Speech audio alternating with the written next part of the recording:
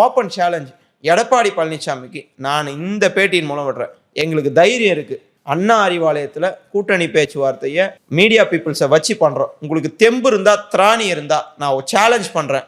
இதே மாதிரி கூட்டணி பேச்சுவார்த்தையை ராயப்பேட்டையில் நடத்திட்டீங்கன்னா நீங்க அந்த சேலஞ்ச் ஏத்துக்கிட்டீங்க, நான் ஒத்துக்கிறேன். உங்களால முடிஞ்சா ராயப்பேட்டை ஆஃபீஸில் இதே மாதிரி உட்கார வச்சு எல்லா கூட்டணி வச்சு பாஜக உட்பட நீங்க வச்சு சேருங்களை பார்க்கலாம்.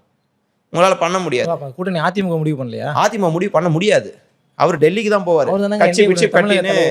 அவர் தானே இந்திய கூட்டணி தமிழக தலைவர். அவர் தான் இருக்கிற முடிவு தலைவர். இந்திய கூட்டணி தமிழகத்துடைய தலைவர் அப்படின்னு வந்து முசாமில் சொல்லலாம். எங்கேயாவது வந்து அமித்ஷா சொல்லியிருக்காரா, எங்களுடைய என்டிஏ கூட்டணியின் தலைவர் எடப்பாடி பழனிசாமி அவர்களே அப்படின்னு இந்தியில கூட நீங்க அவர் எங்கேயா சொல்லி பார்த்திருக்கீங்களா? கூட்டணி கட்சியோட தலைவர் அவர் தான் இருக்கு. அவர்லாம் கிடையாது. இல்லையா? எங்க சொல்லியிருக்காரு காட்டுங்க. எங்கேயாவது நீங்க என்டிஏ கூட்டணியுடைய தலைவர் எடப்பாடி பழனிசாமி எங்கேயா ஒரு காணொலி அமித்ஷா பேசியிருந்தா எனக்கு காட்டுங்க, நான் ஒத்துக்கிறேன். பட் எங்க கூட்டணி கட்சிகள் எல்லாருமே முதல்வர் ஸ்டாலின் தலைமையில் தான் இங்க, அதாவது தமிழ்நாட்டில் கூட்டணி அப்படின்லாம் சொல்றாங்க.